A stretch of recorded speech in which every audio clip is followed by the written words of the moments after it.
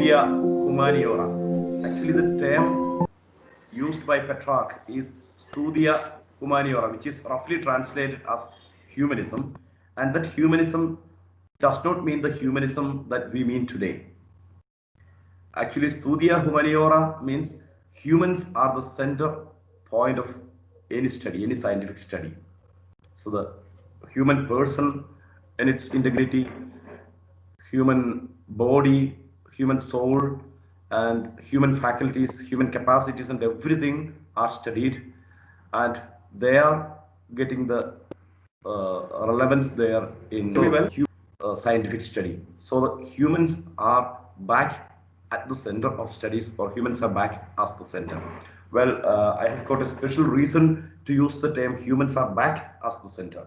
Can you hear? For example, in the ancient period also, there was a period where the humans were considered as the central point of study.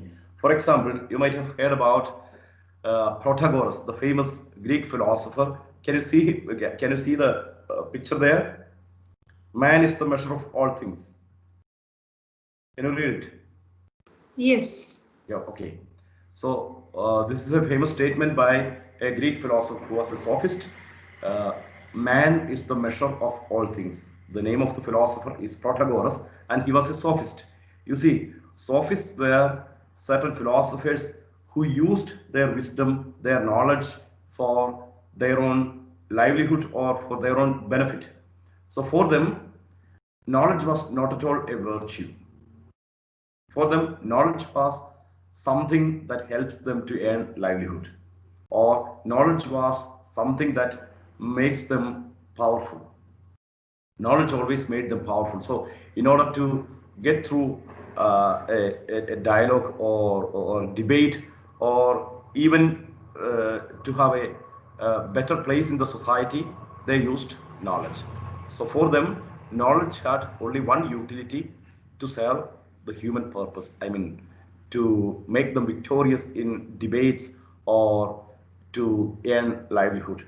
Therefore, for them, knowledge was no more a virtue. That's why Socrates was always against sophists. Socrates had developed actually his philosophy against these sophists. And the sophist par excellence is Protagoras. And there is a famous statement by Protagoras, and that statement is, man is the measure of all things. Of course, the statement is well known in Latin: homo mensura est rerum omnium. That means man is the measure of all things. Or that statement or that principle is commonly known as homo mensura principle, or man measurement principle. For example, this is the principle that helped the human beings or the ancient philosophers to develop an anthropocentric worldview.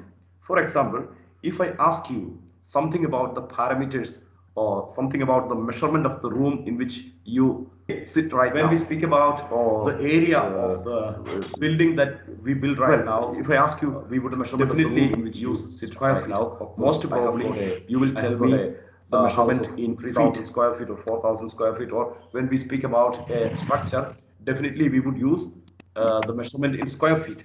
Or when we speak about volume, then definitely we would speak about cubic feet, isn't it?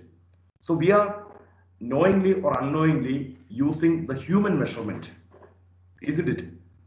Or when we speak about the depth of a well, then we would say that, well, this well has got some 10 man length or 20 man length depth. So how are we legitimized to use the human measurement to measure the universe, to measure the nature? That's what that means. We are actually making the universe in which we live a human universe. So anything has got a human impression. So we are knowing this universe and we are measuring this universe according to our own parameters. So we are making, in a way, we are making this universe or this nature, this world, a human world or a human nature or a human universe. Therefore, for us, man is the measure of all things. For us to understand the world, the human measurement is necessary. That's why Protagoras said, man is the measure of all things. And even today, knowingly or unknowingly, we fall prey to this man measure principle or homo mensura principle. Homo mensura rerum omnium est. That means man is the measure of all things, or man is the measurement of all things. And you see, this was the starting point of, or this was the central text for the anthropocentric developments in ancient philosophy, and this anthropocentric view is back once again. This anthropocentric view is back in the period of humanism. That's why I told you that humanism is not the humanism that we understand today. For us today, humanism means a sympathetic attitude towards humans. No, that's not what Petrarch meant by the term studia humaniora. Of course, it is roughly translated as humanism. For them, humanism is the revival of the study of the human faculties, or the man measurement principle, or the homo mensura principle is back, or man is reinstated, the human being is reinstated at the center of the universe. In order to understand the universe, we have to start our study from human beings. So humanism is not the narrow humanism that we understand today, but human beings occupy the central point in each and every scientific study. That is what is meant by humanism or studia humaniora. So the term used by Petrarch was not humanism but studia humaniora, and it is roughly translated into English as humanism. And you see, those days, for example, I told you about the Middle Ages, and during the Middle Ages, they had a particular philosophy, especially due to the influence of the Catholic theology or due to the influence of the Catholic Church. They developed a special kind of theology or a special kind of philosophy, I would say. That philosophy was backed by the Aristotelian philosophy. Of course, it was also backed by the Greek system, the whole Greek system, especially that of Plato. But the main influence in the scholastic period was Aristotle. Therefore, Thomas of Aquino, he wrote a great book called, a great series of books called Summa Theologiae, and in Summa Theologiae, he used the Aristotelian philosophy to defend the Catholic theology. In order to develop the Catholic theology, he used the Aristotelian philosophy. So in the scholastic period, or during the time of schoolmen, the scholastic philosophy is also known as the philosophy of the schoolmen. And during the scholastic period, or during the period of the scholastic philosophers, they used philosophy only as a tool to develop theology, or to defend theology, or to defend the Catholic doctrines. That's why they had a very famous definition for philosophy as Ancilla Theologiae, or handmaid of theology. They always called philosophy as handmaid of theology. So philosophy had only one role: to develop philosophy, or to develop theology, or to defend the Catholic doctrine. For example, during the scholastic period, the main concern for the theologians there was the acquisition of liberation, I mean the heaven. So they were not in favor of body, they were not in favor of the scientific knowledge. Instead, they thought that the whole knowledge, the whole philosophy should help human beings to go to the heavens. Okay, so for the scholastic theologians or the scholastic thinkers, the only purpose of philosophy was to defend theology, defend Catholic doctrine. Therefore, they used philosophy to help man to go to heaven, or to speak about the liberation from this world. That's why they were not in favor of the worldly things, and they actually took a position that was antagonistic towards this world and even the human body. For example, for them, spirituality was something that goes against this world, that goes against human body. That's why uh, whatever uh, whatever science that speaks about body, whatever science that speaks about world was considered as a mean science or a what we call a debased science for them. That's why Petrarch, as a revolutionary humanist or as a revolutionary philosopher, in his sonnets, he has this very famous statement: "Let want, let shame, philosophy attend." Until this day, in the scholastic thinking or in the scholastic line of thought, the shameful things or the things that are considered to be of lowly origin, uh, uh, such things should be considered by philosophy, or philosophy should speak again, speak for all these things, such lowly things. Those things which were considered as lowly or shameful must occupy the central stage right now. So philosophy must attend right now the shameful things. That's why he has got this famous statement in the sonnets: "Let want, let shame, philosophy attend." So this is a revolutionary uh, introduction of philosophy, or a revolutionary introduction of the human body, the human faculties, the human capacities, and even the world to philosophical discussions. So the body will be discussed, the world will be discussed, and all these material things would be discussed in philosophy. So that's what is happening in Studia Humaniora. That's why humans are back as the center of this discussion. That's why we have got, of course, this statement is a rather new statement, because this statement has its origin in the French philosopher Gabriel Marcel, who lived in the 20th century. That statement is in French: "Je suis mon corps." That means I am my body.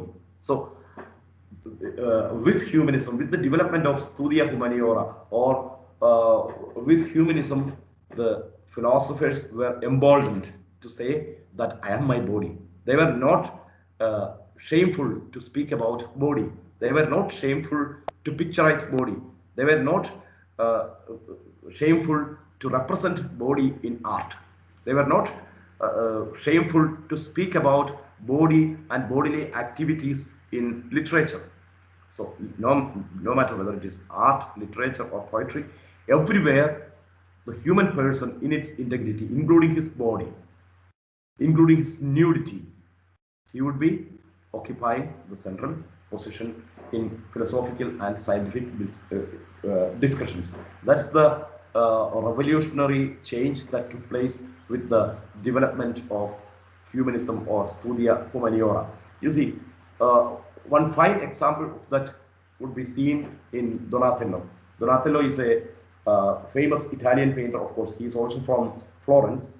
As I told you, Florence was the epicenter of humanism, or it was the epicenter of Renaissance, or the rebirth or Renaissance. So during the time of Renaissance, Donatello was an Italian sculptor. You see, you will find the bronze sculpture of David. David is having the sword of Goliath in his hand, and as you can see, he has got only he's completely nude except for his hat, which is laureled, and for his boot. And then, of course, he is placing his foot on the head of Goliath, or the beheaded head of Goliath, and he is also having the sword of Goliath.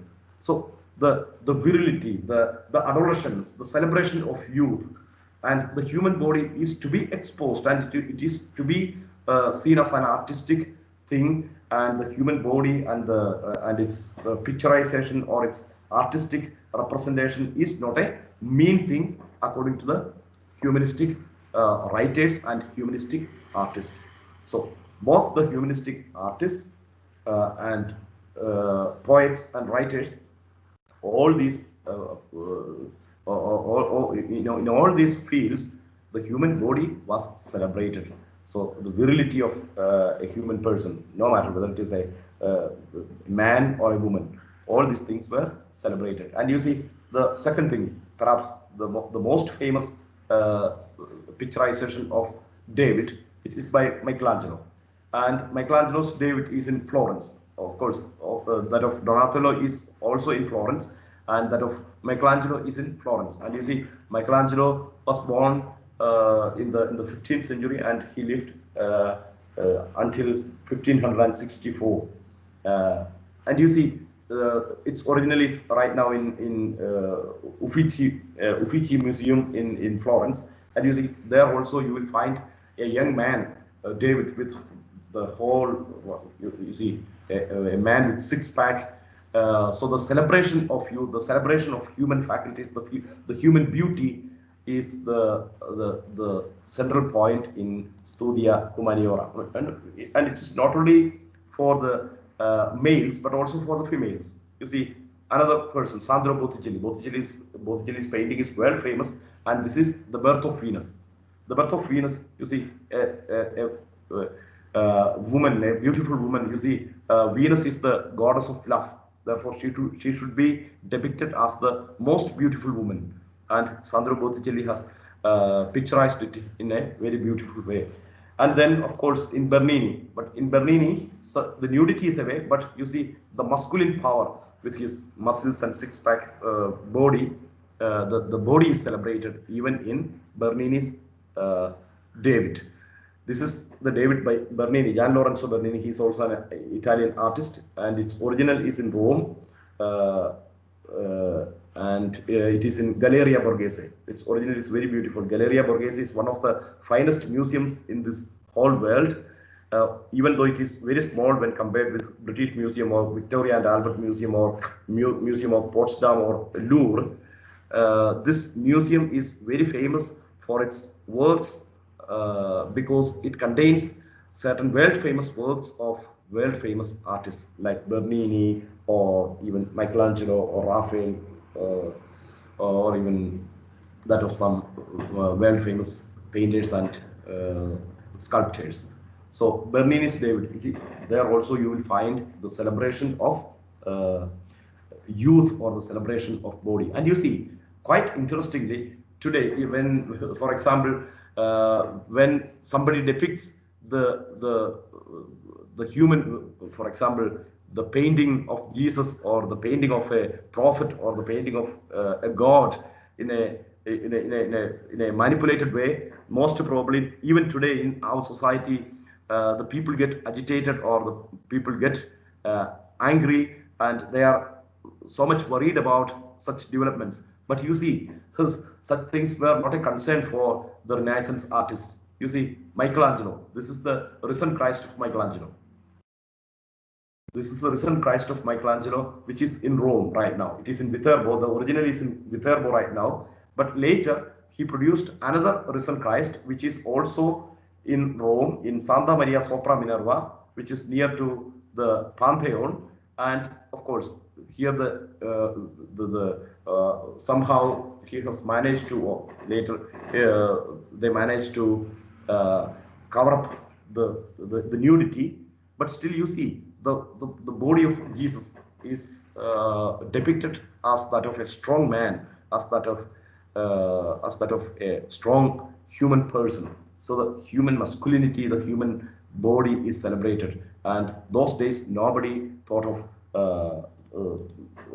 any what we call any manipulation of the person of Jesus Christ, or the manipulated depiction of God. No, nobody got worried about such things. So that was the spirit of Renaissance. So when we compare that spirit with the modern spirit, people get easily agitated by a good painting when, or we would say that it depicts the God in a very vulgar way. But those days, the people were not concerned about it. And the greatest of artists, Michelangelo himself, has produced risen Christ in two ways, and the body is nude in the first one. Of course, this is also almost nude, I would say. And you see, then of course, in Galleria Borghese, there is another great painting by, not painting, another great sculpture by Antonio Canova, which is in marble, Paolina Borghese. Paolina Borghese was actually the sister of Napoleon Bonaparte, So he was actually he was born. She was born as Paulina Bonaparte, but she got married to what we call to a man called Borghese, or she got married to Borghese family. Therefore, later she was renamed as Paulina Borghese. Anyway, what I wanted to emphasize is that the human body, its beauty, its masculinity, its powers, its faculties are celebrated in the Renaissance period. So the human beings have got talents, the few human beings have got beauty, the human beings have got great faculties. So it should be celebrated. Like America has got talent, AGT, it's a very famous show. Like America has got talent, the humans have also got talent, beauty, and power. So the humanism is saying that the humans have got talent, beauty, and power. We need not speak only about gods. We are not supposed to speak only about gods. No, we should speak about humans as well. The human beings also have got talent. They also have got beauty. They also have got power. So the human faculties, the human power uh, are occupying the central position in this period. And then, of course, the period of Francis Bacon. Francis Bacon is then this is the prelude to the modern period. It is from this period that we move to the father of modern philosophy, Francis Bacon. Of course, if you ask me who is the father of modern philosophy, I would say uh, it is Francis Bacon. And of course, I am legitimized to say that it is Francis Bacon. But at the same time, not all the scholars would agree that Francis Bacon is the father of modern philosophy. There are three schools. For example, if you ask an Englishman who is the father of modern philosophy, definitely he would say that it is Francis Bacon. If you ask a Frenchman, then he would say it is René Descartes because he is a French philosopher.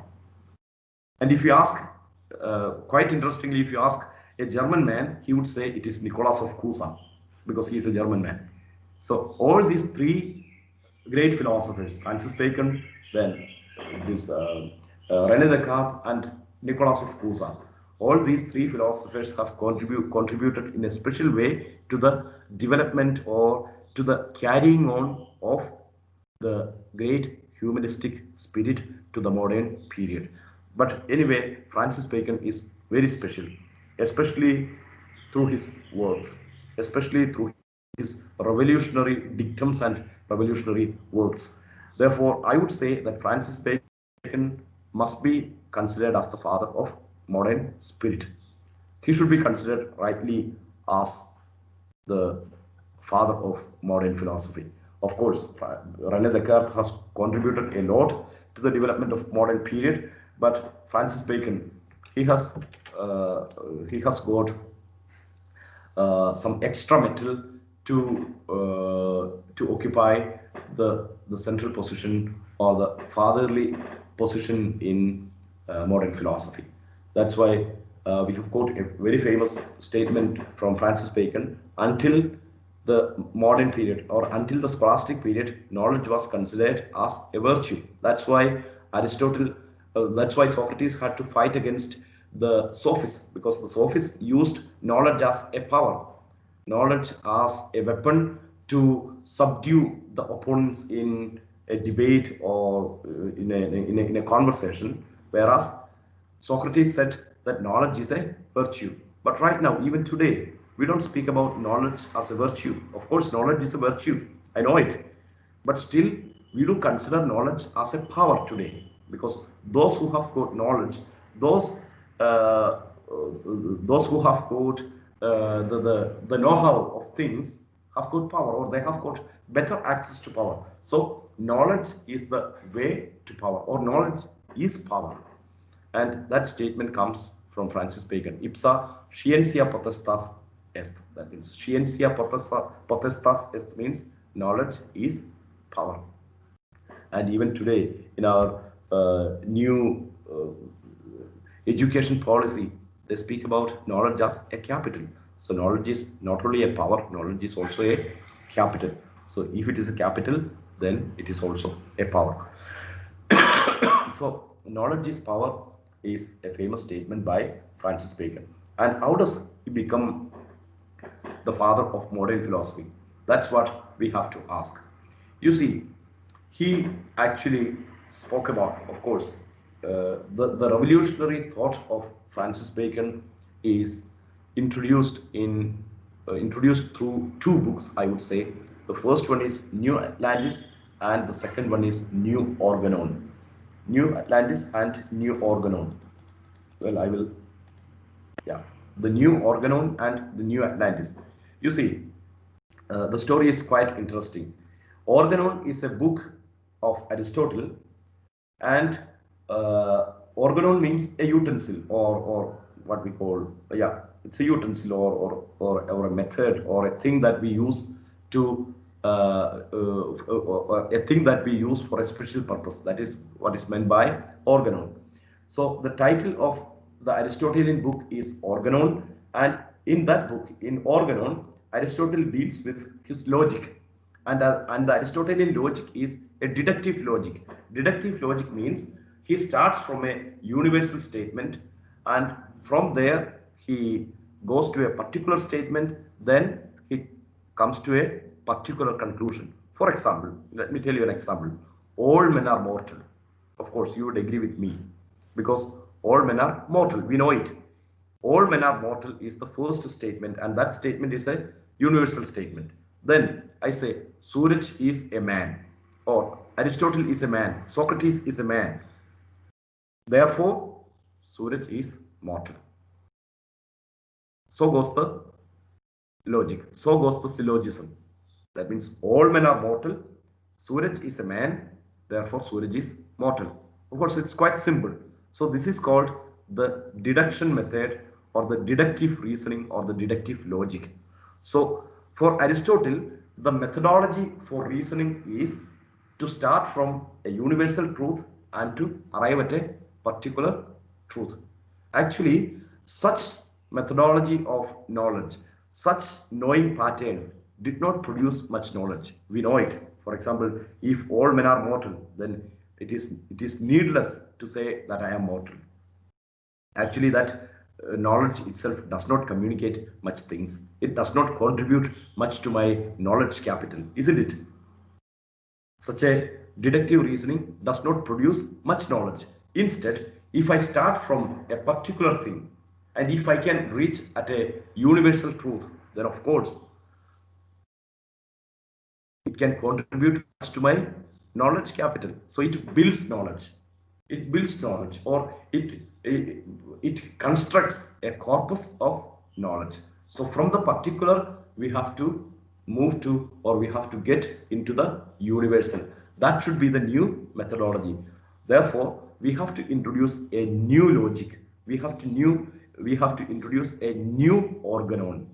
That's why he has written a new book with the title New Organon.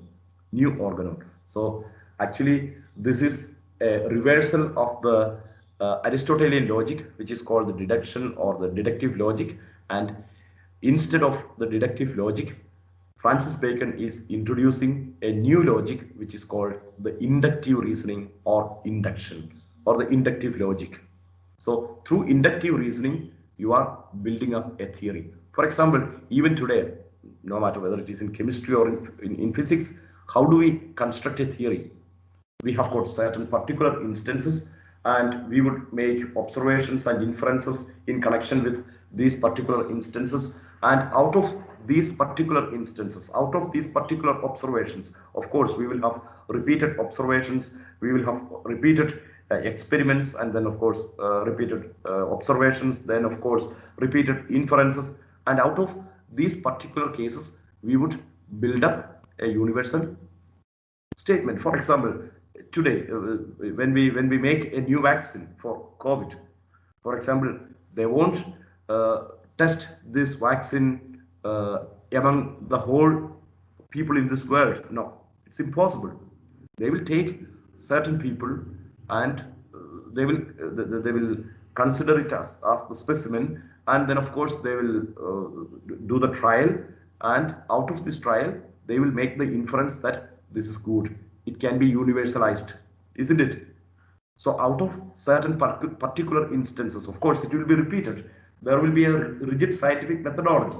But after this scientific methodology, after certain particular instances, of course, it will have some 3 stages or 4 stages or 5 stages, I don't know.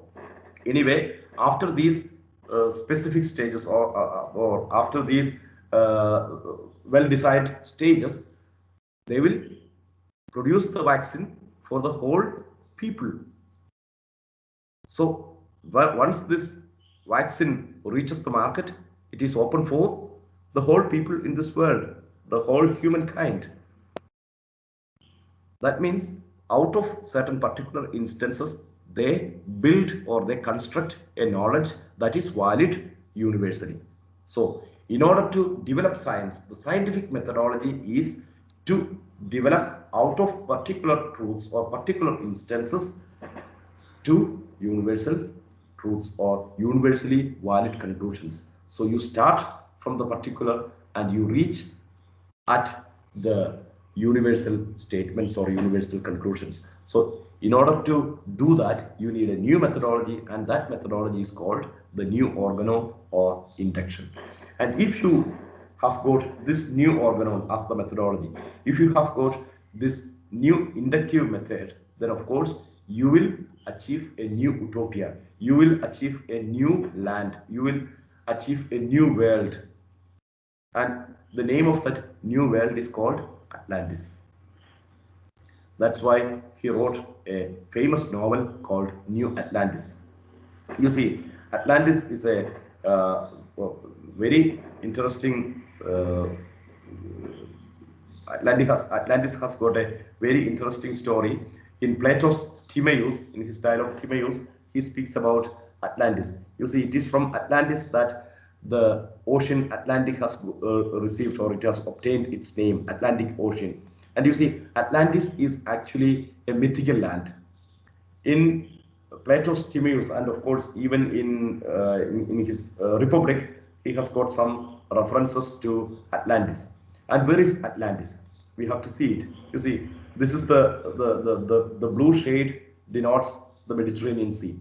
And you see, Mediterranean Sea has got actually two openings, one in the west and one in the east. Of course, the opening in the east is the Suez Canal, and the Suez Canal is a man-made canal. Therefore, we don't find that canal here.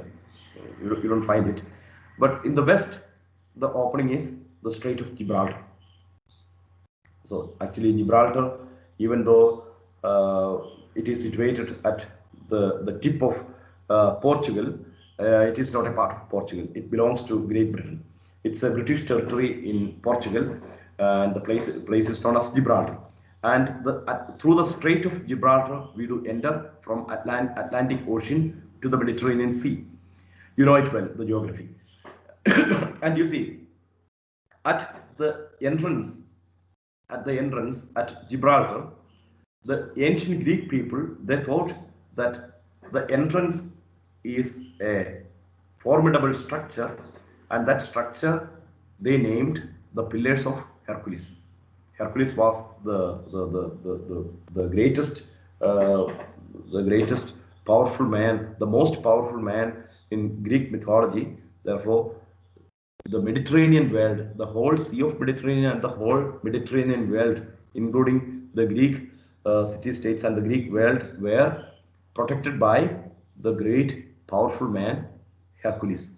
Therefore, we are not supposed to go beyond the Pillars of Hercules, and nobody can come to the Mediterranean world surpassing or what we call trespassing the Pillars of Hercules. That area cannot be trespassed because Hercules is there, and Hercules will protect the Mediterranean world.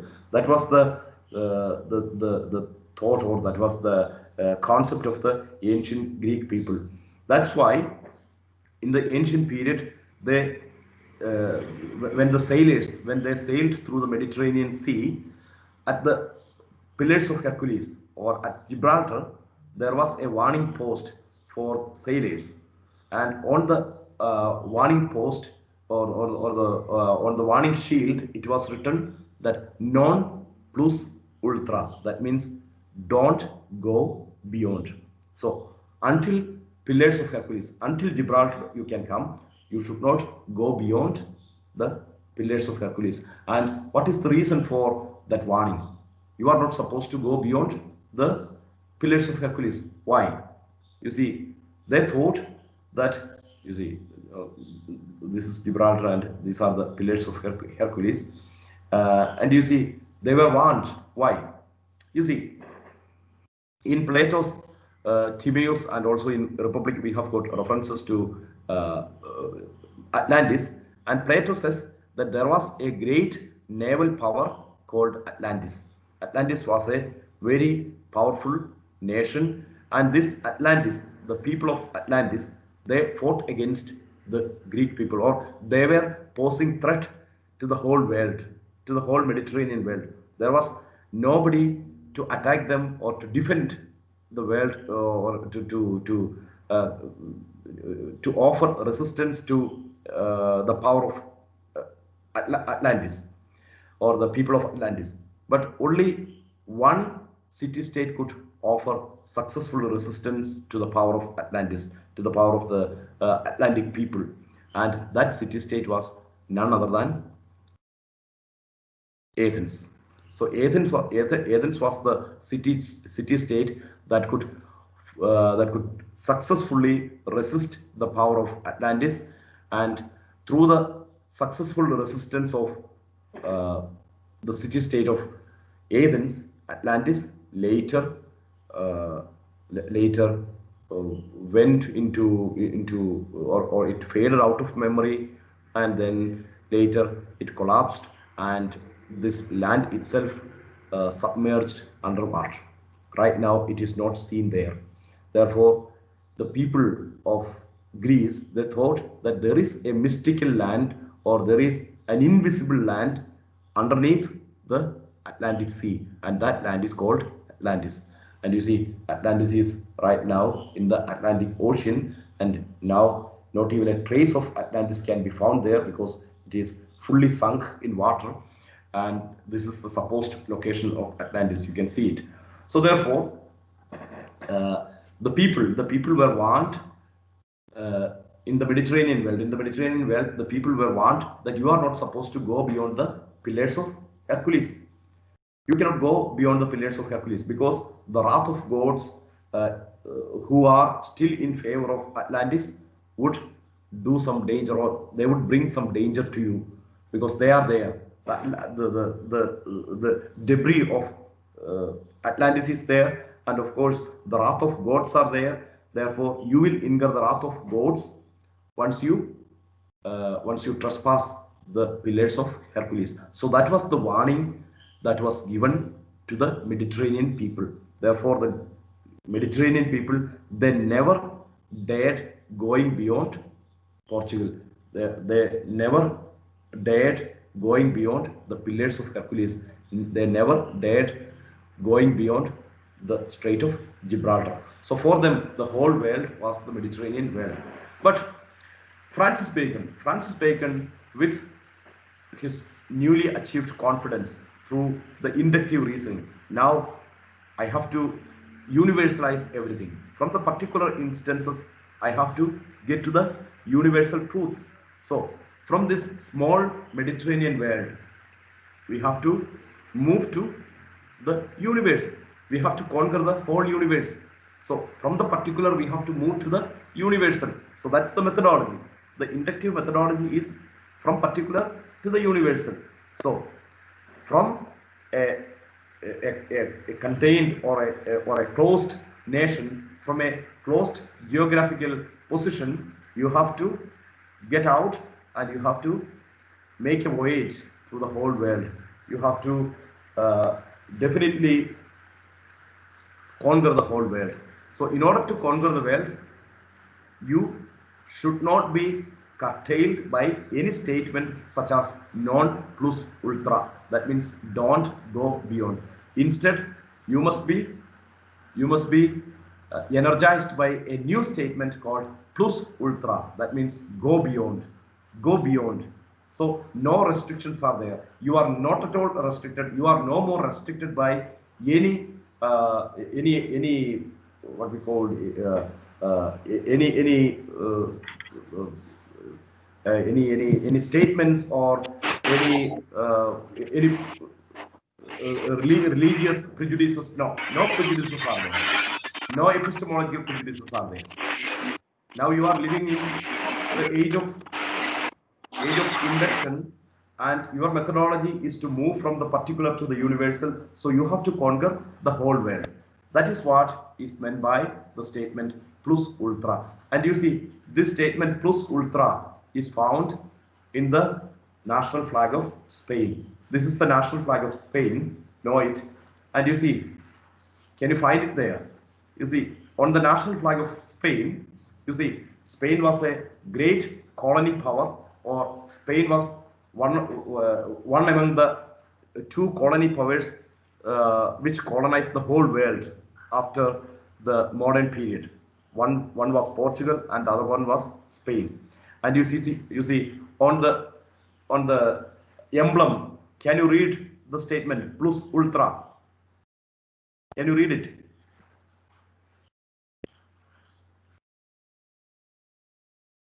Yes, sir. Hi, sir. Yes, sir. Yes, We can read it. yes. So the two pillars seen there are the pillars of Hercules. So upon the pillars of Hercules, it is no more written that non plus ultra. Instead, it is written plus ultra. So with that new momentum, with that new enthusiasm and confidence, the European powers started colonization. Plus ultra, plus ultra. They always went beyond. They always went beyond their limited vicinities and their limited spaces. So they have actually breached their limited spaces, and they trespassed their limited spaces, and they went beyond the forbidden frontiers. So no frontier was a forbidden frontier for them. They actually conquered the whole world. So this is the starting point of adventure. This is the starting point of adventure in military, in politics, in colonization, and also in science. So there is a very what we call a very adventurous leap in science and also in world expansion. So it is the uh, Portuguese sailor, the Portuguese navigator uh, Ferdinand Magellan, who proved that the world is a round globe. So he could prove it. So he also went plus ultra. He also went beyond the limits of Gibraltar. Then, of course, the Italian navigators like Amerigo Vespucci or Cristoforo Colombo, or the famous Christopher Columbus, all these were Italian navigators. For example, Marco Polo was an Italian navigator, Christopher Columbus was an Italian navigator, and then Amerigo Vespucci was also an Italian navigator. So but of course, Christopher Columbus, even though he was an Italian navigator, he worked for the Kingdom of Spain. So he was actually a mercenary, and he actually worked for the Spanish kingdom, for the Spanish crown. So he was actually a paid laborer or a paid navigator for the Spanish Empire or the Spanish crown. Therefore, they all went beyond the limits. So in the modern period, we find this spirit carried on in various ways, in science, in military expansion, in colonial expansion, then in almost all the human endeavors, we find this spirit of plus ultra, plus ultra, plus ultra. So this plus ultra is the famous statement by Francis Bacon. It is Francis Bacon who urged the world to go beyond. You have to invent a inductive, you have to you invent a new inductive methodology, and through inductive methodology, you have to construct a new science. You have to construct a new science. And of course, in New Atlantis, he would also speak about a new institution which is called the Solomon's institution, and of course, well, we don't deal with that things. Anyway, in the Baconian philosophy, he also speaks about cleaning our mind. He says that our mind has got, for example, the non plus ultra. Non plus ultra was actually a kind of statement that forbade us from, or that prevented us from going beyond the limits. So we are actually, according to Francis Bacon, actually we are chained or we are imprisoned by such statements. So in the history, the earlier generations have made certain things forbidden for us, and we are not in a position to go beyond that limits, and we are not in a position to break their commands. So in order to break the commands of our forefathers, or in order to break the commands made by history, we have to clean our mind. In order to clean our mind, we have to we have to we have to bring down four idols that are in our mind. Therefore, he speaks about four idols, and he would say, right now we have to do a kind of what we call a kind of iconoclasm, or we have to destroy all these idols. He would speak about the idols of the tribe, then idols of the cave, then idols of theater, then idols of marketplace. For example, idols of cave, that means as a single human person, I have got certain complexes.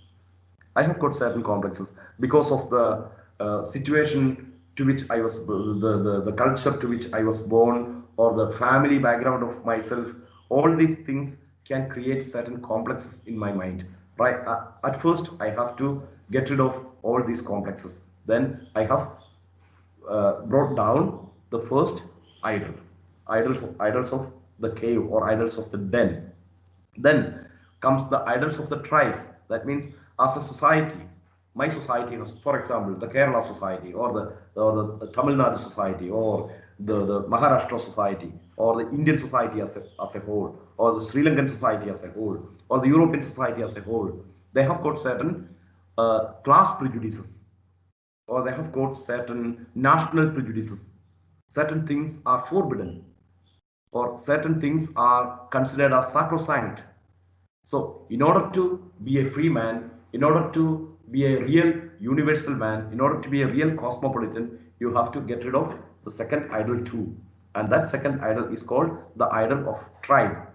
And then comes the idol of theater. According to him, the idol of theater means, for example, through performances, through literature.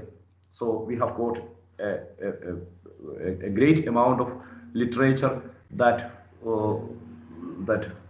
glorifies certain things, and because of the influence of such literature, we think that whatever that our forefathers did in the past is a good thing, or they are good things. They are to be considered as sacrosanct. Therefore, we have got an unchecked respect for the past. And that unchecked respect for the past, or unexamined respect for the past, is due to the idol of theater. For that which is performed as theatrical is considered as a sacrosanct thing, but it is not sacrosanct according to Francis Bacon. Therefore, he would say that we have to get rid of this idol too. So the idol of the theater, that should also be destroyed. It should also be dismantled.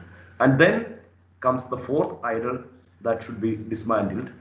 That is nothing other than the idol of marketplace. For example, we have got connection with a lot of people. We are social beings. So in the society, we have got encounters with a lot of people.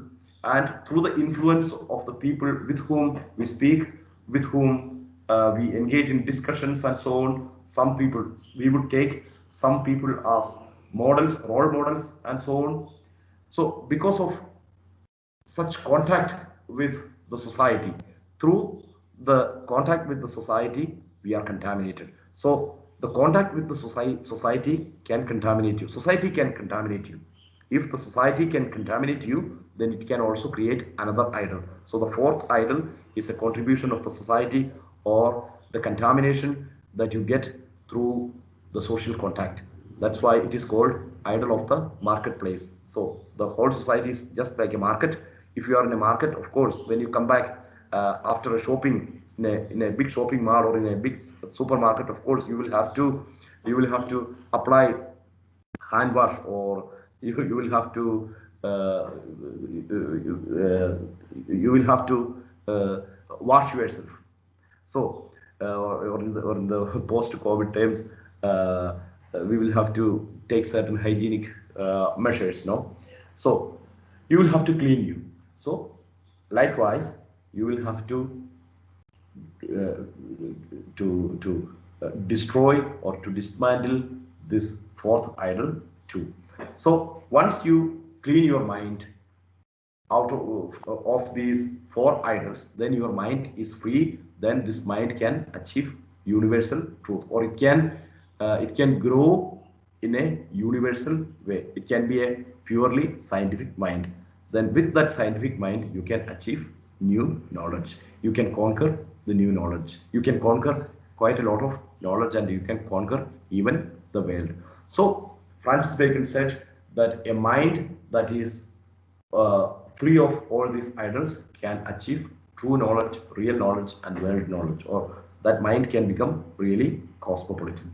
So that's the contribution of Francis Bacon.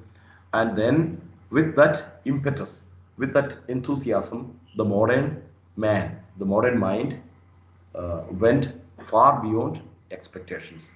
And the first man who uh, who spoke about uh, this going beyond the normal dimensions uh, set apart or set forth by the traditional world is René Descartes. René Descartes has once again spoken about the human capacities, the human superiority, and so on. So the anthropocentrism is once again back to the philosophical world, and how he develops his anthropocentrism in modern philosophy. We would find or we would discuss about it after a 2 minutes break. So, uh, well, right now we move to René Descartes, or uh, the Cartesian philosophy, because actually his name is René Descartes.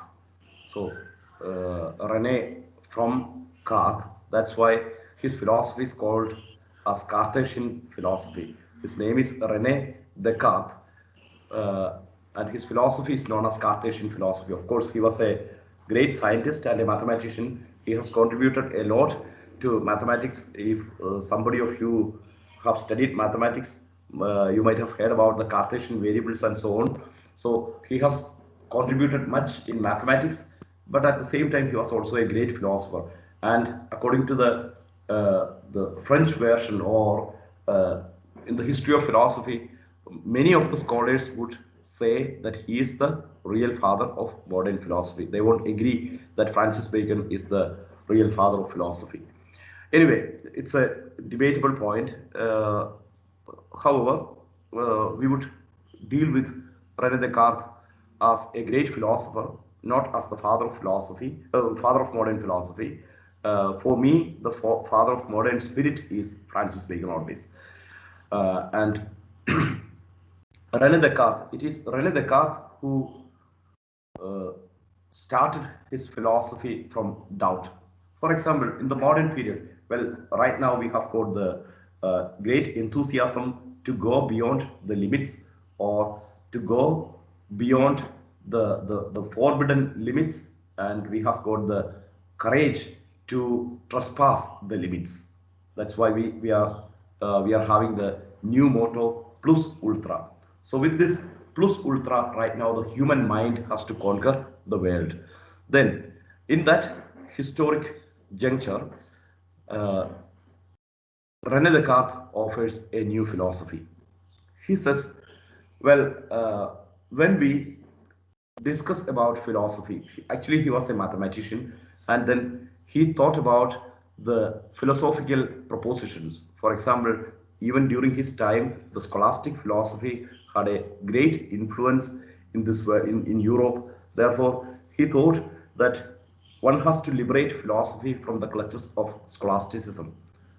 And in order to liberate philosophy from the clutches of scholasticism, from the clutches of theology and uh, mere Catholic doctrines, one has to uh, find out a solid foundation for philosophy, or one has to place philosophy on a solid foundation or a firm foundation like that of mathematics. For example, mathematics has got a firm foundation or a solid foundation.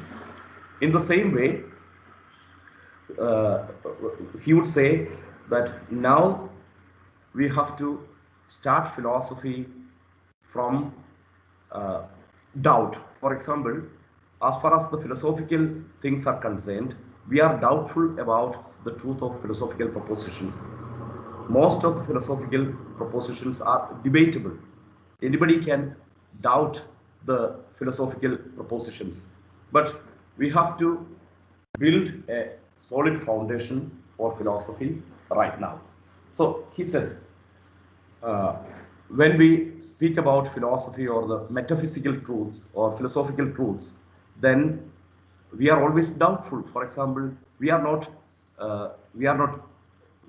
sure about the certainty of such propositions or such statements. Therefore, he says, doubt is the ruling element in philosophical circles. So he says, I can doubt my own existence, I can doubt the existence of this world. For example, when I am when I am sleeping, I may have dreams. Then, even in this world, when I live or when I fare, most probably the things that I do would be just like dream. For example, when I say that it is raining right now, I may be dreaming. Therefore, he says that I cannot differentiate between dream and the real thing. But one thing I am sure, I am doubtful. I am doubtful about whatever I say. Therefore, one thing I cannot doubt, that I am doubting. My doubt cannot be doubted further. That I am a doubtful man, that cannot be doubted further. Therefore, he says that from doubt I have to build up a solid truth. Therefore, he says, I doubt, and that doubting is a kind of thinking. Therefore, I cannot deny the fact that I think, therefore I am. I doubt, therefore I think, therefore I exist. So my existence as a doubtful man or as a doubting being or as a thinking being can never be doubted further. So from doubt, I move forward and I get to the solid truth, a truth that can never be denied. That's the point of René Descartes. Therefore, Descartes would say that cogito means I think, therefore I am. But in order to reach cogito, in order to reach the position I think, he must be a doubtful man. Therefore, he would say that dubito means I doubt, ergo, therefore, cogito, I think, ergo, soon. That means I doubt, therefore I think, therefore I am. So anything can be doubted. Anything can be doubted. I can be doubtful about all these things in this world, but I cannot doubt about my own doubting itself. Therefore, he would say that doubting is the foundation of truth. From doubt, we have to move to certainties. So, from doubt to certainty is the methodology of René Descartes. Therefore, he says that the thinking substance, the thinking being, is the solid foundation of philosophy. Thinking is the solid foundation for philosophy. So, philosophy must have thinking as the solid foundation. Therefore, the thinking substance must be the first substance in this world. And who is the thinking substance? The thinking substance is none other than the human being, because the human being has got the special capacity for thinking and doubting.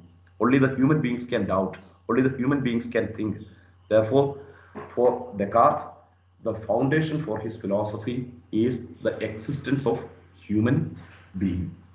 So the human being or the human substance or the thinking substance is the foundation for Cartesian philosophy. And later he would say that there is another substance, that substance is the world, the extended substance. For example, you see, uh, we all know that we think, but can we pinpoint the locus of our thought? Is it in our brain? Of course, brain is a material substance, but we cannot point the locus or the place where thought is situated. No, we can never pinpoint it. But still, we admit and we know that thought exists or the word exists. So word or thought, such things cannot be located. But at the same time, we are quite sure about the existence of these things. In the same way, he would say that thought is not an extended thing. You cannot pinpoint the locus of thought. In your 80-kilogram body or 70-kilogram body, you cannot pinpoint the locus of thought. You cannot say that thought has got a weight of 10 kilograms or 5 kilograms. Of course, you can measure the weight of your brain. You can speak about your cranial capacity, your brain capacity, and so on. The volume of your brain. All these things can be measured. You can definitely speak about all these things, but at the same time, you cannot measure the weight of your thought because thought is not extended. Thought is not an extended thing like matter. Therefore, he differentiates between thought and matter.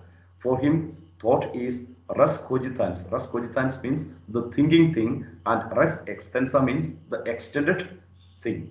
So there are two fundamental substances in this world: thought and matter. Thought and extended thing. Thought is not extended while matter is extended. Extended means it has got dimensions. For example, it would be curtailed by some movements, or it has got physical dimensions. Once a thing has got physical dimensions, it is said to be having extension. So the extended thing and the thinking thing, they are the two fundamental substances. And you see, actually, by making such a differentiation, or by making such a division, he is saying that the human beings are diametrically opposed to material world, or the human beings are quite superior to the material world. We are having a different substance. So we are not one with the world. We are different from the world. If we are different from the world, it is our duty to subdue the world. So the anthropocentrism comes back. You see, as we have discussed earlier, the anthropocentrism is coming back. And how does anthropocentrism play its role in the Cartesian philosophy? That's quite interesting. You see, according to Descartes, if you have got a superior substance which is called thought, with the help of that thought, you will have to subdue this material world. And how does a man subdue this material world? By knowing the laws beneath the material world, by knowing the undercurrents of the material world. For example, the physical world is governed by certain physical laws, and it is the duty of physics, or it's the business of physics, to find out the laws that govern the physical movements of this world, or the physical phenomena existing in this world. Through physics, we find out the laws governing energy, the laws governing force, and so on. So through physics, we are knowing the laws that govern the physical world. And knowing the laws governing the physical world is known as science. And after knowing the physical laws that govern the physical world, we are going to tame them. For example, you see, wind has got a great power, or water has got a great power. And if you can tame water, if you can tame or if you can channelize the water flow, then through the waterfall or through the flow of water, you can move a machine, a turbine, and by moving a turbine, you can create energy.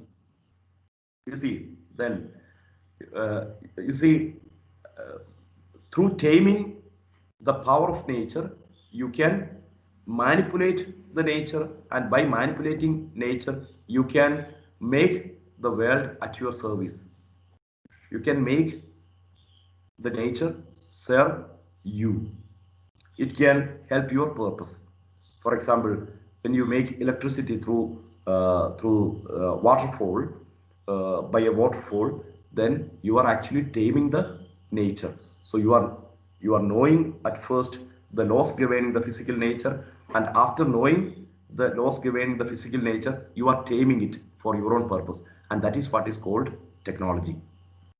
For example, when you have got electricity, with that electricity, you can run your washing machine, you can run your television. So the indoor usage of electricity, the indoor usage of the physical power is a taming of the physical nature. So you at first through science you know the physical laws governing the nature, and later you just tame the physical nature or the physical power. And the taming of physical power is called, in a broad sense, technology.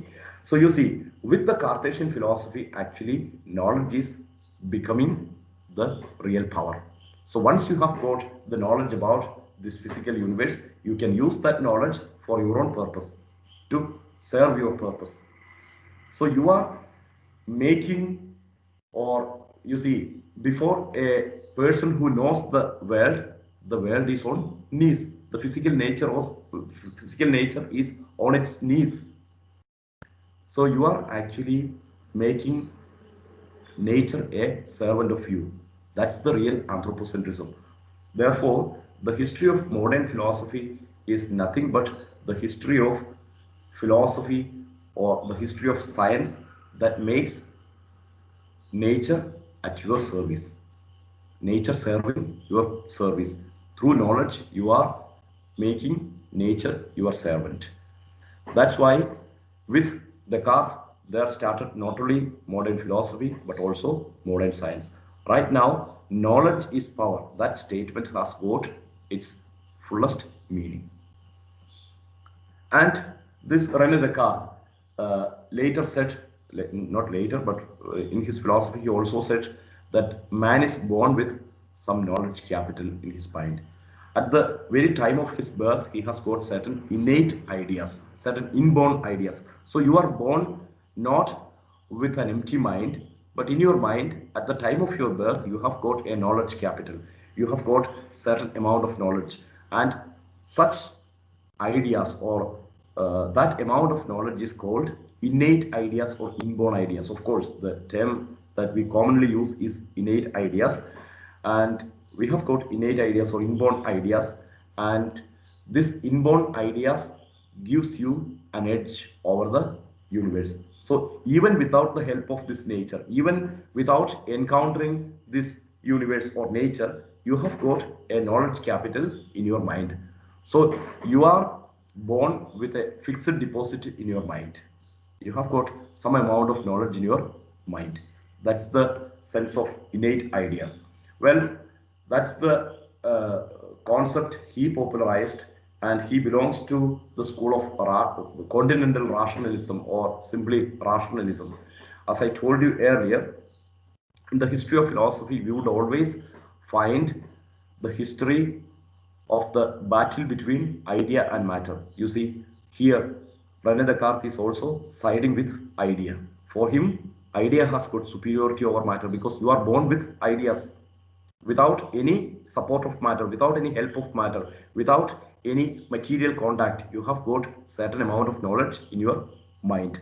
Then, of course, later his school got its further development through the contributions of the Dutch philosopher Baruch Spinoza or Benedict Spinoza, and then that of the German philosopher uh, Leibniz, Gottfried Wilhelm Leibniz. So all these three philosophers belong to the continental school of rationalism, whereas their rivals are known as the empiricists or simply the British empiricists. And British empiricism was founded by the British philosopher John Locke, and it was later augmented by the Irish philosopher George Berkeley, and it came to its zenith, or it reached its zenith with the at the time of the Scottish philosopher David Hume. So John Locke would say that you are not born with any innate ideas. When you are born free. In your mind, there is nothing at all. Nothing exists in your mind. Therefore, he would use the famous statement, or he is very famous for his statement that your mind is a tabula rasa, or a blank sheet. So you are born with a blank sheet. When you are born, your mind is just like a blank white paper, a blank sheet, tabula rasa. So your mind is a blank sheet and it cannot register anything at all unless and until you get material contact. So through your senses, you have to contact matter, you have to contact this world, and through the sense perception, through the perception of the material things in this world, you are actually constructing knowledge. So you will construct knowledge only with the help of material contact and only with the help of experience or sense experience. That's why they are called empiricists, because they are emphasizing the primacy of experience. So without experience, you cannot have any knowledge. So you are born without any fixed deposit in your mind. So you are bankrupt. At the time of your birth, you are bankrupt. On the other hand, for Rene Descartes, at the time of your birth, you have got certain ideas in your mind, which are called the inborn ideas or the innate ideas. But this concept of John Locke, it reached its zenith at the time of, or with the philosophy of David Hume. David Hume, the Scottish philosopher, he said that no knowledge is possible. Of course, you see, actually, Francis Bacon has paved the way for constructing a new science through inductive method. Through inductive method, you have to construct a new science. Out of the particulars, you have to build up a new theory or a new universal theory. For example, even now, when we make a theory, I just told you the example of the COVID vaccine. So, out of the particular instances, we will have to build a universal truth.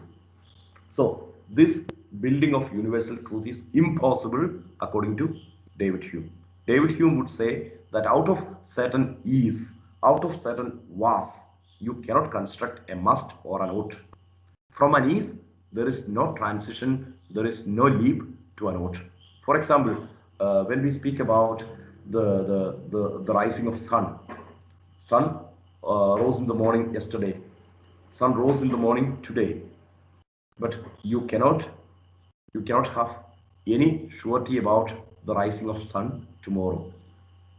Well, in the whole history of this universe, every day sun rose, but that's not a sufficient thing to support the statement that sun would definitely rise tomorrow.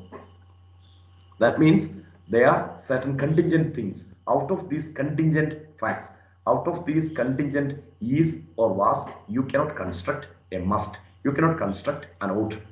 Actually, it is against the Baconian method, the Baconian method of induction. Actually, out of these particular instances, you must be able to build a universal theory. But according to David Hume, you cannot construct a theory out of these contingent facts. He calls them matter of fact. Out of these matters of fact, you cannot build up, you can never build up a theory. If no theory is possible, then no knowledge is possible. For example, when we speak about theory, when we speak about knowledge, such things should be valid everywhere. But it is unfortunately not valid if a must is not guaranteed, if an ought is not guaranteed. So no ought can be guaranteed, no must can be guaranteed by the Humean philosophy. That's why Hume's philosophy is known as the Hume's fork. That means like the two prongs of a fork, Is and must, they don't have any bridge. They don't have any connection. From an is, there is no bridge to ought. So like the two prongs of a fork, is and must are always separate. If the two prongs of a fork, if they come together, then it is no more a fork. So in the same way, David Hume would say that is and ought are just like two prongs of a fork and they never come together. Therefore, no theory is possible, no theory of knowledge is possible, no metaphysics is possible, because without certain must, for example, when I speak about a theory, it must be valid everywhere. It must be valid even tomorrow in the future. Not only today, it must be valid even tomorrow. So no knowledge is possible according to him. Therefore, he has actually bulldozed the claims of knowledge or the claims of philosophy. Once all these things are bulldozed, then there came a German philosopher called Immanuel Kant. Then Immanuel Kant would come and he would say that if no knowledge is possible, then it is pointless to have brain in our cranium, in our head. You see, if no knowledge is possible, if brain has got no capacity to acquire knowledge, then what's the use of having this brain? Then it is useless to have our brain. Therefore, he would say that until now, I was a fan of the continental rationalists. I was a fan of the scholastics. I thought that the scholastic philosophers and the continental rationalists were right. But now, after reading David Hume, I was awakened from my dogmatic slumber. So, what they said as dogmatic, for example, there are innate ideas, there are inborn ideas, reason has got certain capacities, or reason has got certain inborn capacities to acquire knowledge. I believed all these things. I was sleeping, or I was in a slumber. I was, I was quite happy with the scholastic philosophers and the rationalists. But after reading David Hume, I was awakened. So the reading of David Hume awakened me from my dogmatic slumber. Right now, I am no more in a sleeping mood. Now I have to respond. Now I have to uh, create a new philosophy that would guarantee the capacity of reason. That's why he developed a new philosophy which is known as the critical or the transcendental philosophy. And that philosophy was introduced through his great work or famous work, Critic of Pure Reason. Critic of Pure Reason. And Critic of Pure Reason is a world famous work. You see, in that work, actually, he speaks about the a priori conditions of knowledge. A priori condition. You see, a priori means prior to know, prior to experience. We use two terms, a priori and a posteriori. A priori means prior to experience, and a posteriori means after experience. So you can speak about knowledge before experience, and you can speak about knowledge after experience. The British empiricists, they would say that knowledge comes only after experience. So they are following the a posteriori line. Whereas the continental rationalists, they would say that there are certain inborn ideas in your mind, therefore knowledge is a priori. Right now, David Hume is saying that no knowledge is possible. Therefore, Kant would try to find out certain solid foundations for a priori knowledge. How far synthetic a priori possible? That is his famous question.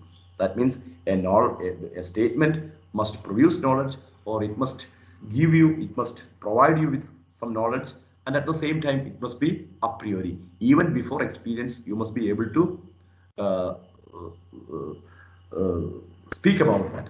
For example, if I have got a flask in my hand, and if I ask you how much glasses of water would be contained in this flask, then of course the answer would be different. Some would say that 8 glasses, some would say that 4 glasses, some would say that 2 glasses, and the answer would always differ according to the measurement of glass.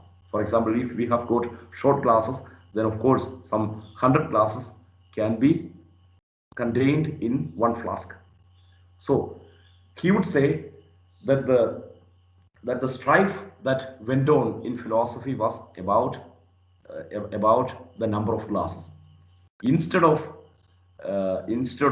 getting into such strifes, we have to measure the flask itself. Before saying about the number of glasses that would be contained in that flask, you will have to measure the flask itself. So right now we have to measure the capacity of reason. You have got brain, you have got reason, and you have to measure the very capacity of reason. And once you measure the capacity of reason, you can definitely speak about the extent of knowledge it can contain, the extent of knowledge it can produce. Therefore, he would say that by understanding reason in its pure sense means a reason that is not contaminated by experience. That's why he uses the term critic of pure reason, a reason that is not contaminated by any experience. So a reason that is not contaminated by any experience should be analyzed, and after the analysis you have to speak about the capacities of reason. And those capacities those capacities are various, and such capacities are known as the 12 categories of understanding. Therefore, Kant would always speak about the transcendental conditions of knowledge, the transcendental a priori conditions of knowledge. The transcendental a priori conditions of knowledge means, simply saying, the transcendental a priori conditions of knowledge means the condition for the possibility of any knowledge. In order to make knowledge possible, your brain or your reason must have certain capacities. For example, in order to have sense experience, anything that is given in space and time can be experienced. For example, a thing that is not given in space and time can never be experienced, isn't it? So, space and time are the necessary preconditions for sense experience according to Immanuel Kant. So space and time are the first a priori conditions for knowledge. Then later, for understanding, for the inner part of brain, inner part of reason, you must have certain 12 categories. And these 12 categories, for example, one famous category is the reciprocity between agent and patient. That means cause and effect. For example, without a cause there is no effect. So when we see two things, for example, when you find smoke, you will have to infer that there was fire. So the correlation between fire and smoke, it becomes a kind of knowledge, because you causally connected, or you connected smoke and fire in a cause effect way. You know right now that fire is the cause and smoke is the effect. So cause effect is one such condition. So such conditions are 12 in number, and together with space and time there are 12 a priori conditions for understanding, and altogether there are 14 a priori conditions for knowledge. So a priori conditions are nothing but the conditions for the possibility of knowledge and experience. So this is the famous contribution of Immanuel Kant, and you see, Immanuel Kant is one of the greatest philosophers who ever lived in history, and he is the third greatest philosopher after Plato and Aristotle. And later, Immanuel Kant said, of course, we can speak about the capacities of reason, and with that confidence, you can say that reason is not bankrupt. Reason can claim knowledge, but it has got certain reservations. You should not go beyond the limits. Reason has got certain limits. Reason has got certain capacities. So, beyond that capacity, beyond that limits, you should not claim any knowledge. And therefore, he would say, we will have to divide between the knowable and the unknowable. And the knowable, he called it phenomenon, and the unknowable, he called it noumenon. and phenomenon is thing in itself, or the way in which thing appears, and noumenon is the inner core of the thing. So you will never have any access to the inner core of a thing. Therefore he divides between the inner core and the outer appearance. And you see later when we move to phenomenology, in phenomenology we will always deal with this concept of Immanuel Kant. So the way in which a thing a thing appears, that is the phenomenological appearance, I would say. And the division between phenomenon and noumenon is the greatest contribution of Immanuel Kant, I would say. Then because through such a contribution he would say that human reason has got certain capacities to acquire knowledge, but it doesn't have omnipotence, it doesn't have omniscience, it is not totally totally powerful. So reason has got certain limits. So the human reason must be humble enough, but at the same time a rational life can liberate you. That's what he proposes in his 1784 essay, What is Enlightenment? So, as far as the human life is concerned in this world, a rational life is the best way of life, because you can have an access to the way through which things appear, and with that knowledge you can actually rule the world, you can rule yourself. Then that knowledge would liberate you. That's why he says that through knowledge, through rational life, one can have enlightenment. So on the last day we spoke about enlightenment as a meta narrative, and in that class uh, I discussed about enlightenment in a detailed way, so I don't enter into enlightenment right now. I think now I can wind up, and you can ask questions.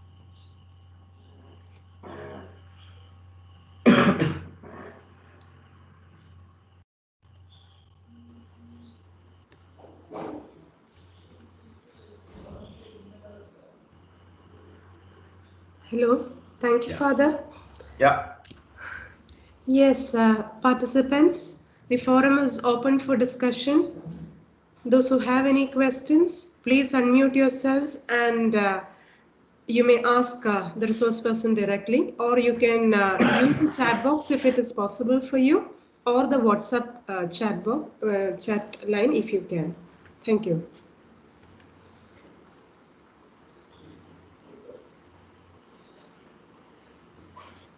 Hello. Yes. Sir, can you hear Yeah. me, sir? Yeah. Yeah. Yeah. Sir, I have a doubt. You have said that the division between noble and something else, phenomenon and No, noble and unknowable. Yeah. unknoble. Okay, phenomenon and Noumenon. Noumenon. I have written it in the chat box. okay, fine, sir. Thank you, sir. Noumenon. And its plural is noumena. Noumena. Noumena is its plural. Noumena. And phenomenon's plural is phenomena. In the same way, noumenon's plural is noumena. Okay, sir. Okay. Okay. Thank you, sir. Moment. Father, I have a doubt to ask you. As a literature people who study and teach literature, I Yeah. have heard a story about Francis Bacon's death. That he died because he caught a cold while traveling in a winter season, and his effort was to prove something. I forgot what it was. Like in his attempt to prove something, he was actually trying to prove something, and I don't know. I just want. I remember reading it long time back. So he was so committed to finding out the truth that he finally lost his life while because he caught a cold while Yeah. traveling in extreme winter. And But teacher, are you quite sure about this incident? I think you must have mistaken René Father, Descartes for Francis Bacon, because René Descartes died in that way. He was in Sweden. Francis Bacon, I remember reading a story of Francis Bacon. Is it Descartes, Rene Descartes? I remember Yeah. reading something about. Please, could you tell the story of Yes, Descartes? it was René Descartes, because René Descartes was the personal tutor to the Queen of Sweden, uh, and then he was spending his last days. I mean,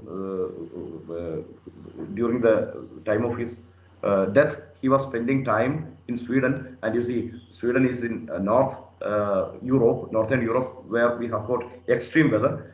And during the time of winter, he got an extreme cold, and then he could not recover from that cold, and he subdued to his or he yielded to his ill health.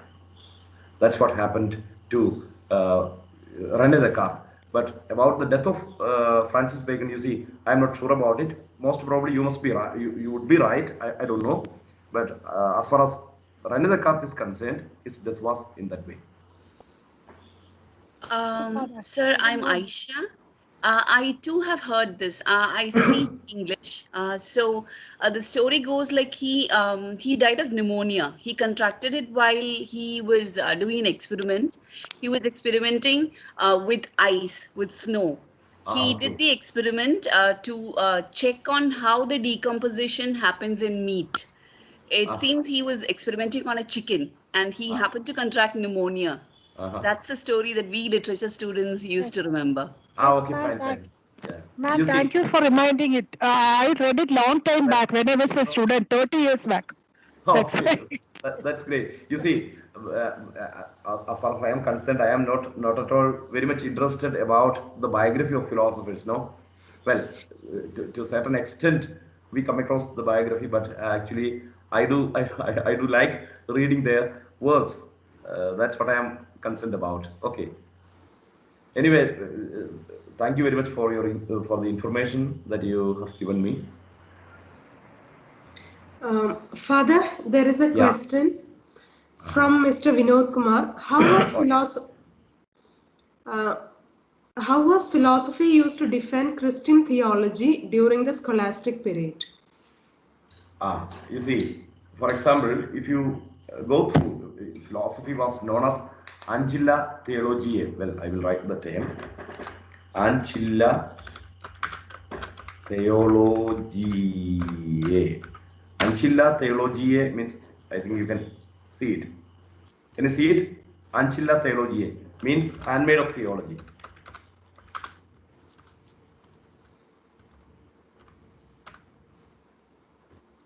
Handmaid of theology. So this was the definition given to philosophy, ancilla theologiae, or handmaid of theology.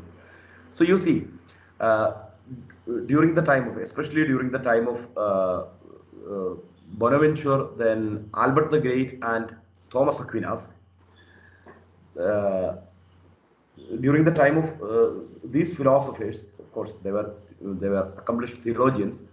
They used the Aristotelian system, the Aristotelian categories, and so on.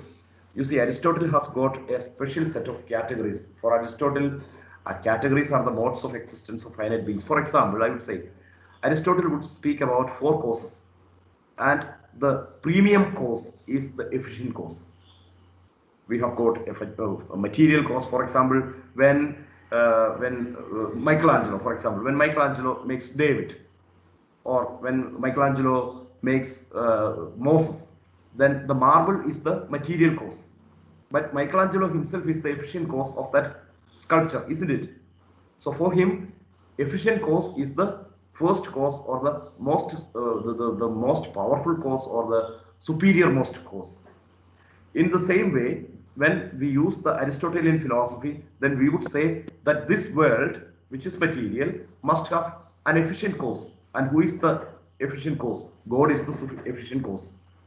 So we would use the Aristotelian philosophy to simplify the Christian theology, or the Christian concepts of God, or not only for the Christian concept of God, but in order to defend any concept of God, we will use the philosophical terms. So philosophy was used to serve our theological purpose or faith purpose. In that way, philosophy was actually a handmaid of theology. That's why if you go through the Summa Theologiae, which is his greatest work, Summa Theologiae, then you will have a lot of references to Aristotle. He calls Aristotle the philosopher, and he calls Saint Augustine the theologian. Then, of course, Ulpian is the jurist. Then he would say that the philosopher says so and so, and then finally I make the conclusion in such and such a way. So that's the style of writing Summa Theologiae. So philosophy was actually used for theological purposes or to give people certain motivations about the theological doctrines or the content of Christian faith.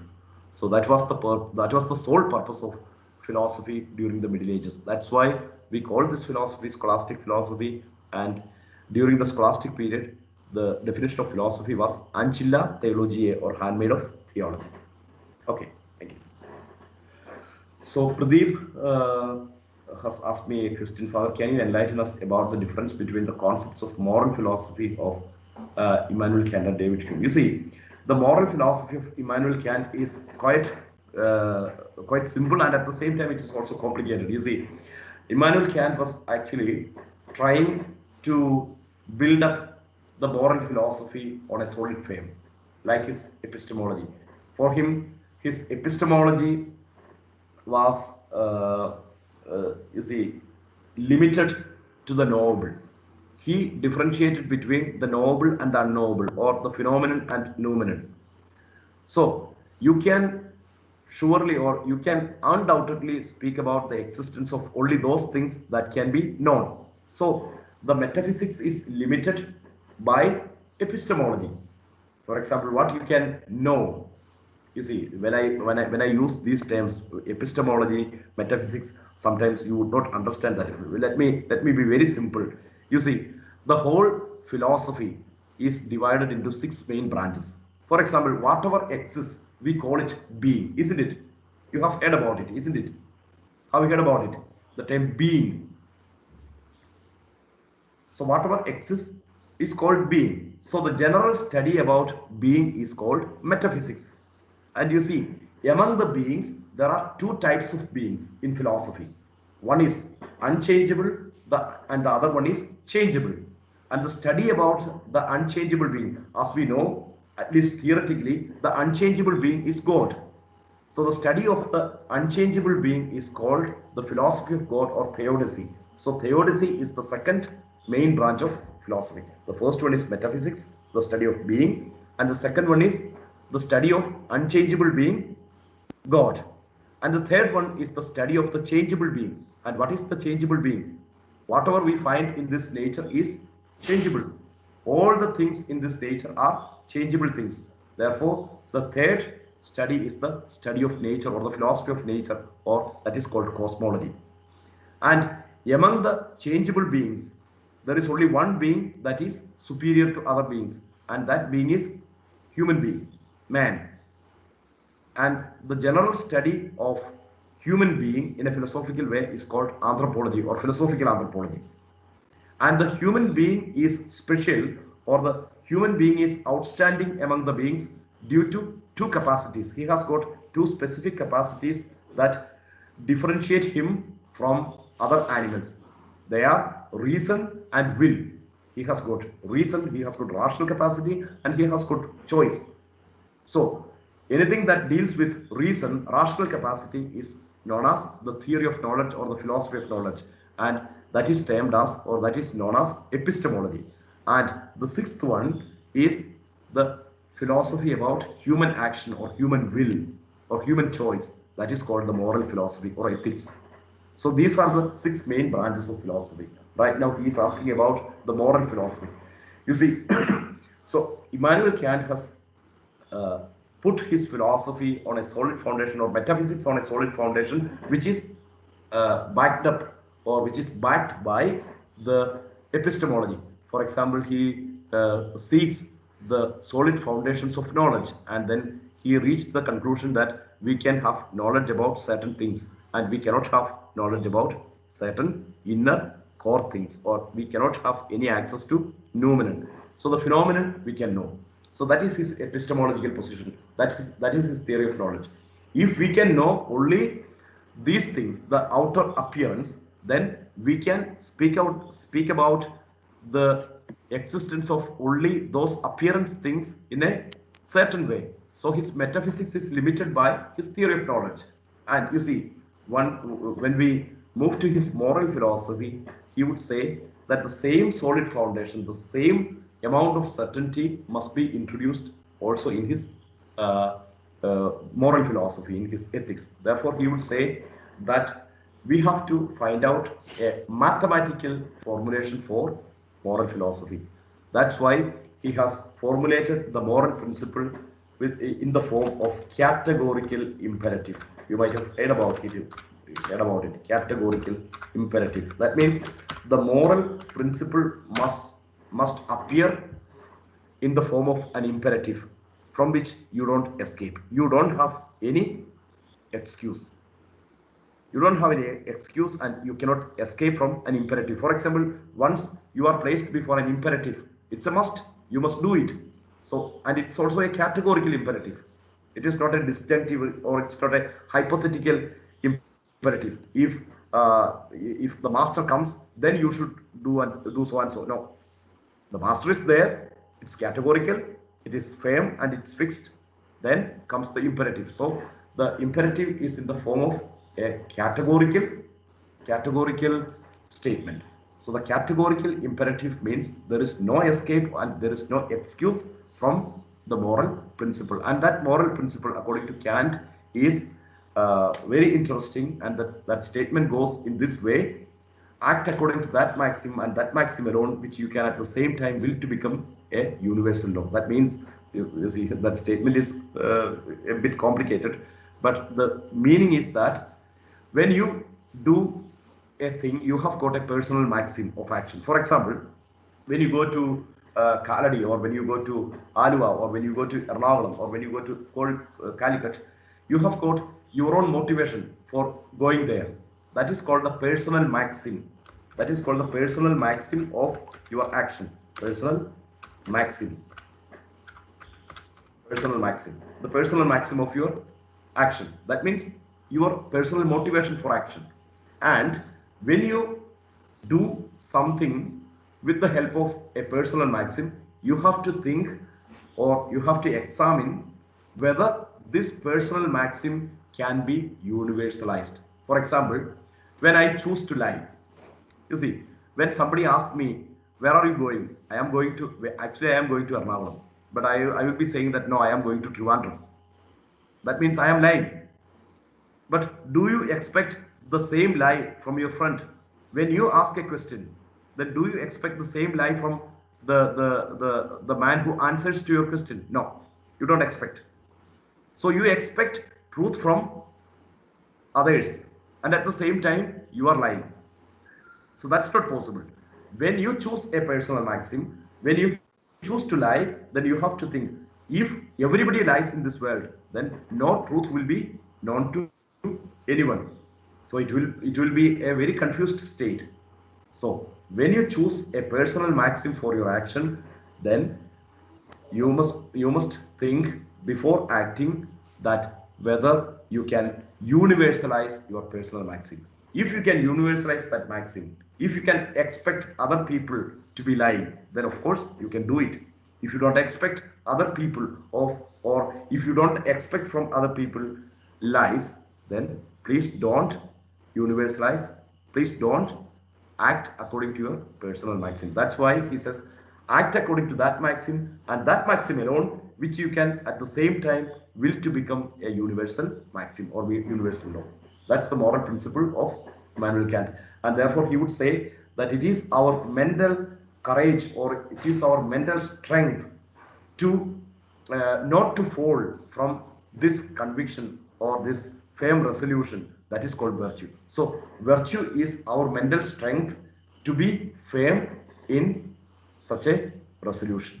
So virtue is defined as a very different, virtue is defined in a very different way in Immanuel Kant. So that's the speciality of Kantian morality. Well, it's not our business to deal with Kantian morality. But anyway, as you asked me, I just told you the answer. Okay, fine. Father, Sir, Yes. sir, good evening. Yeah, good evening. Sir, I'm Shraddha. Mm-hmm. So I have a doubt that we have an essay of Francis Bacon of truth. It says about the value of truth in day-to-day life, and it also says about the knowledge of truth. So how can we connect it with the construction of our knowledge by material substance? Can you please explain it for me? What do you, could you just repeat the question? Sir, we have an essay Uh-huh. of Francis Bacon named Of Truth. Uh-huh. It says the value of truth in day-to-day life, and it also says about the knowledge of truth. Mm-hmm. And how can we connect it with the construction of our knowledge by material substance? That means also you say about the taming of the nature and like that. Mm-hmm. How can Yeah, we yeah. connect it with that? You see, according to you see, that's a very good question. But you see, we have to construct knowledge through an inductive leap. For example, I told you in chemistry or in physics, especially in chemistry, for example, when you make an experiment, you will definitely repeat that experiment, isn't it? Even in physics you will have repeated instances of an experiment. That means you will have two or three or even five or ten, no matter how many numbers are there. Anyway, you will have quite a lot of particular instances to reach to knowledge. That means out of these particular instances you will have out of these particular instances you will have a lot of observations, and out of these observations you will make certain inferences. Then out of all these things, the experiments, then the observations and the inferences, you will reach a conclusion, and out of that conclusion you will make a theory. For example, you see, I told you the example of this COVID vaccine. For example, in order to market a vaccine, you cannot give this vaccine to the whole people in this world. Can we give to 7 billion people? No.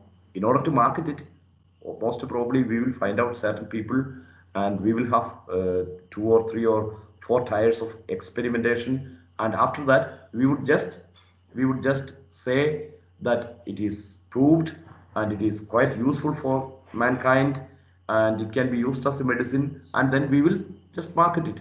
And then later it is up to the people, it is up to the market to either falsify it or to disprove it. For example, when in one instance this medicine fails, then they will find out the reason why it failed. Then they will, if that failure is due to the problem of medicine, then they would say that this is not a valid medicine. So the methodology was not valid. So our theory is not valid. The same thing happens in physics and chemistry. So you will have to construct knowledge out of particular instances, and then you see, truth is never fully accessible by according to Francis Bacon, truth is never fully accessible. That's a very famous statement by Francis Bacon. He would say that truth is never fully accessible. Never, because he has got an inductive method. So out of the material experiences, out of the particular instances or experiences, uh, you will have to reach universal truths, and you see, those universal truths are vulnerable. They are not invulnerable. No, they are vulnerable. excuse Father, me, where Father. does that take us? Where does that take us in this post-truth scenario? This Francis Bacon's concept of truth. Yes, you Can see, you? yeah, you see, teacher, that's an interesting question. You see, even today we do speak about the new concept of post-truth. You see, in the post-truth also we do speak about the construction of knowledge, construction of truths. and truth is never fully accessible by human mind. Uh, you see, there are quite a lot of factors that produce truth. You see, truth is not an independent quality today. Truth is a construction by power, politics, and even by media. Even media can forge certain things. Of course, if you ask me, is this the real truth? No, it is not the real truth. Truth is actually a transcendent quality, but that truth is never uh, achieved, or it is never fully captured by the human mind.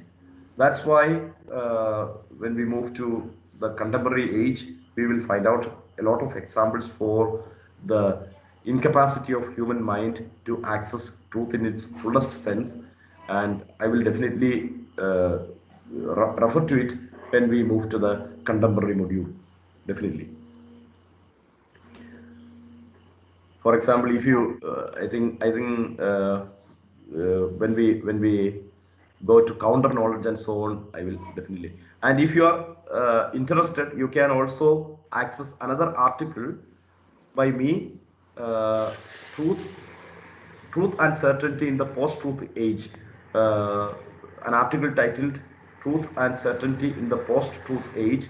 It was an article that was published some 2 years ago from Kottayam, and the PDF form of that article would be available in academia.edu. You can search for that article and you will find quite a lot of references to post-truth and the accessibility of truth. I'm happy that our second year BA student asked that question on Francis Bacon's truth. So, so that led to this discussion. You see, any inductive method can never bring the the full amplitude of truth. No, because since it is inductive method, then of course it is not mathematical. For example, in the Aristotelian method, you have got mathematical truth. For example, when all men are mortal, then we say that Socrates is a man, therefore Socrates is mortal. There is no doubt about it. Then you acquire full truth. But you see, what do you acquire there? Just a T, a truth value. That's all. And you see, today we do speak. That's why we have got a new logic today, which is called the fuzzy logic. You might have heard about it, the fuzzy logic. For example, normally when we speak about certain things, for example, it's quite interesting. That's why I am speaking about it. You see, for example, if I ask you a question, which Kochi is the capital city of Kerala, then of course after that I will give two things, T or F. That means true or false. Definitely you will say F. That means it is an exclusive, it has got an exclusive value. That means if you write F, F is 100% right. But today, in certain statements, for example, rice is good for health. Good for health. Or milk is good for health. Can you make such a statement, such a TF statement for the second proposition? Can anyone make that? For some people, rice is good, but for some people, rice is not good, isn't it? So you cannot make any exclusive T or F in the second case, isn't it? That means that the degree of truth must be considered there. Degree of truth. That means from falsity to truth, from F to T, or from T to F, there is a gradation. From T, you have got a gradual gradation towards F, and from F, you have got a gradual gradation towards T. Therefore, when you make a statement, that statement has got a fuzzy value. It is not, you see, it's a moving value. Fuzzy means a moving value. So you cannot make a TF statement, or you cannot ascribe neither the exclusive T or nor the exclusive F to such a statement. Therefore, it belongs to fuzzy logic. Therefore, today we will speak about fuzzy logic and for example, when we speak about human persons, or when we speak about when we are making comments about governments and so on in social sciences.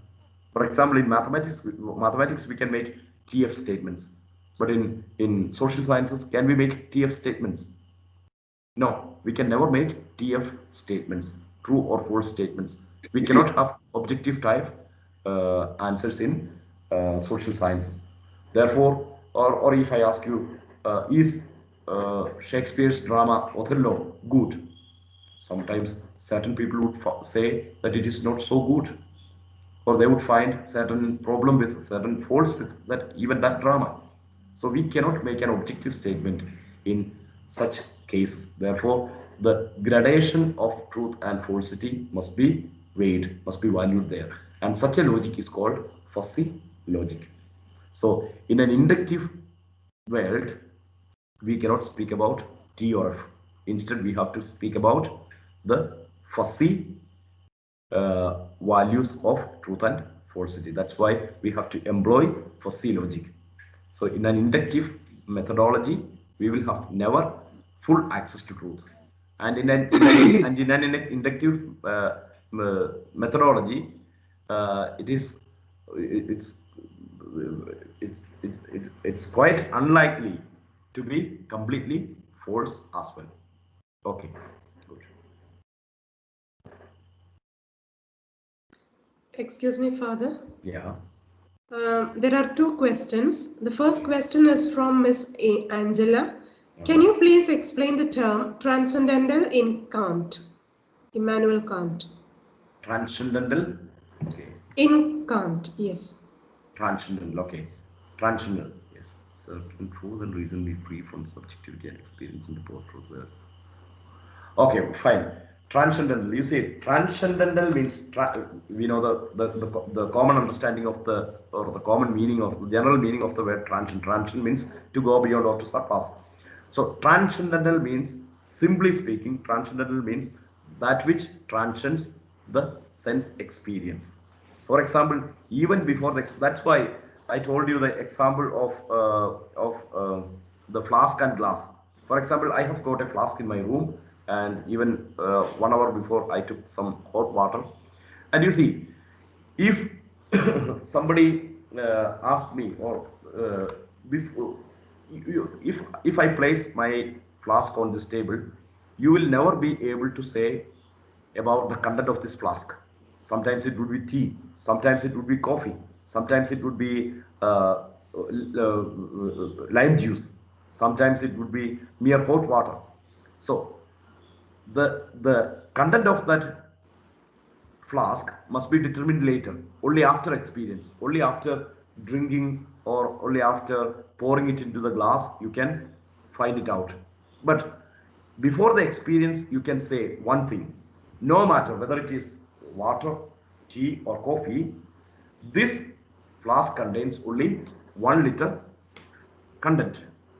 The capacity of this flask is 1 liter, and anything that goes beyond 1 liter will make this flask overflow, and anything below 1 liter would never fill this flask. At least you can say such at least you can say that thing, isn't it? At least you can say that. That means you can have surety about at least certain things even before experience, isn't it? So once you know the capacity of this flask, you need not say that whether it is, you need not say whether it has got tea or coffee or hot water or lime juice. But at least you can say that it has got the capacity of 1 liter. So whatever be the content, you can be sure about your statement that it contains 1 liter. So that thing is the a priori part of knowledge, and it transcends experience. That means it goes beyond experience. So the transcendental a priori means the a priori, or the prior to experience part which transcends experience. That's why it is called transcendental philosophy. Okay, and then somebody, Preeti Joseph, has asked me a question. So, can truth and reason be free from subjectivity and experience in the post-truth world? And how relevant is the dictum of personal maxim in the post-truth era? You see, Preeti, unfortunately, truth and reason, of course, reason is always subjective, no? Reason is always subjective, but truth should not be subjective. Truth should be always objective, but that objective truth can never be achieved. Therefore, the subjective interest and the subjective manipulations do play a very important role in shaping the truth today in the post-truth era. So the post-truth era is well known for its manipulation of truth by subjective interventions and subjective commitments. So can truth and reason be free from subjectivity and experience in the post-truth world? I cannot say that it is free from subjectivity. Actually, it is chained by subjectivity. And then that's why, for example, you see, even today we would say that in order to get the clear picture of a thing, you will have to refer to at least 4 or 5 newspapers. No, everyone has got their own priority, their own commitments. Therefore, nobody would bring the real truth. Nobody would bring the real truth. That's why there's a, if you refer to my article, I have given a famous painting of Francois Lemoine in my article. Only time can liberate truth. That's the theme of that painting. Only time can liberate truth. So in this age, in your age, you can never access truth. That's why truth is called aletheia by Martin Heidegger. Of course, when we come to Martin Heidegger in the next classes, because the contemporary age, in the contemporary module, we will have some 8 hours. Therefore, we can in detail analyze those things. Then, of course, I will deal with truth as aletheia. Then, of course, I will speak about the what we call the post-truth. But you can access quite a lot of articles both in Malayalam and English about post-truth written by me. At least I have written 3 or 4 articles about post-truth in the recent 3 years, because in 2016 this term became famous, because in 2016 the Oxford Dictionary has chosen post-truth as the word of the year, and in 2017 I published the first article in Malayalam, which has got the title Kalasam Kathuna Kalikalam. That, and when somebody says a sheer lie, when somebody says a sheer lie, then in English we have got a usage pants on fire. That's why the term pants on fire was translated as Kalasam Kathuna Kaligaram, pants on fire. This was published in 2017. So you can access that article from academia.edu, and that's okay. Father, there is Yeah. one more question from Mr. Vinod Kumar. There Yeah. was a scholastic period in Indian philosophical tradition. Is there a similarity? You see, the scholastic, you see, in the Indian tradition, you see, I am not a great expert in Indian systems, because I have specialized the European philosophy, the Western philosophy. But still, you can say uh, that the Indian systems, they have got actually a bent towards human liberation, especially the religious liberation. You see, that's why we have got the Indian systems that are branded as Astika systems and Nastika systems. No, we have got altogether 9 systems, and among those 9 systems, 6 of them are Astika systems or theistic systems. Astika systems mean actually they do mean that the systems that consider Vedas as authentic, or they do admit the authenticity of Vedas. And among those six Astika systems, or among those six systems which admit the authenticity or the what we call the authority of Vedas, one system is not theistic. For example, the Sankhya system. The Sankhya philosophy does not admit God. For them, they have got two principles there. It's a dualistic philosophy. They have got Purusha and Prakriti, and through the Purusha Prakriti Samyoga, or the conjoining of Purusha and Prakriti, the evolution starts. They don't need any God to start the evolution or to start the creation of this world. As far as uh, Sankhya philosophy is concerned, it is not theistic, strictly speaking.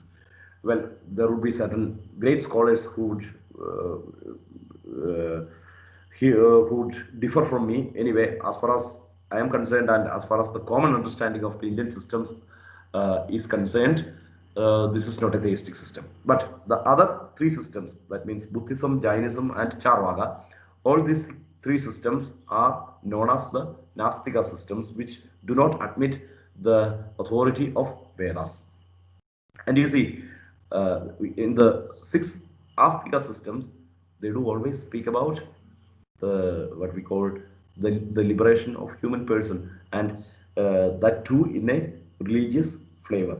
In that sense, a scholastic flavor is found also in the Indian systems. That's my humble opinion about the Indian philosophy. And you see, even in the you see even in the Vedanta philosophy, you see, you will find the same thing. No, actually, Vedanta philosophy is a great philosophy. It's a great philosophy of monism, and the European counterpart of Shankara lived in the 8th century AD, whereas in the 17th century, in the 18th century AD, 17th and 18th century AD, lived actually in the 17th century AD lived the great Dutch philosopher Baruch Spinoza. Spinoza is known as the European Shankara. You see, in Spinoza, we do find a differentiation between natura naturans and natura naturata. That means nature natured and nature naturing. Nature natured is the material world, and nature naturing is God. So there is only one substance. He doesn't speak about two substances as Descartes says. He speaks about only one substance, and this one substance, this single substance, has got two modes. You see, the same thing is said by Shankara also. But you see, when in Shankara's philosophy, we would hear that Shlokarthena pravachyami yaduktam granthakodibhi brahma satyam jaganmitya jivo brahmaiva nabraha. That means, I would say, in the half of a sloga, the whole knowledge of millions of books, the whole knowledge contained in millions of books would be said in half of a sloga, that Brahman is real and the Jagat is unreal. Jagat is not real. So slogarthena pravachyami yaduktam granthakodibhi brahma satyam jaganmitya jivo brahmaiva nabraha. That means he is speaking about the thoroughgoing monism, thoroughgoing the non-dualism. That's why we call it Advaita. No, you see, but for Shankara, you see, the end of that knowledge, the end of the knowledge that I am one with Brahman, the unity of Brahman and Atman, or the Brahman Atman identity, the end or the goal of that knowledge is liberation, a religious kind of liberation. So it has got a religious bent, or it has got a religious flavor. That's what I wanted to emphasize. Therefore, it is also scholastic. So the philosophical discipline or the philosophical rigor is employed for a theological or religious purpose. In that sense, it is also scholastic, I would say.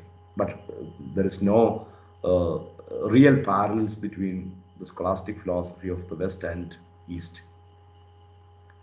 Am I clear to you, Vinod?